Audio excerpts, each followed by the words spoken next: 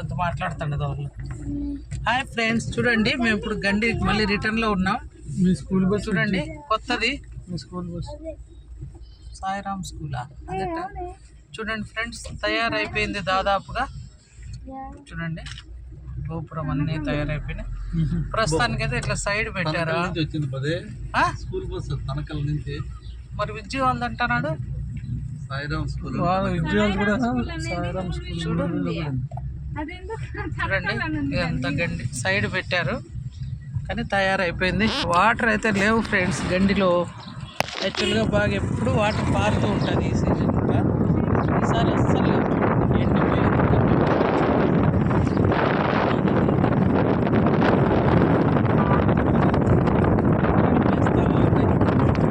ఇక్కడైతే ఆశ్రమాలు ఉన్నాయి.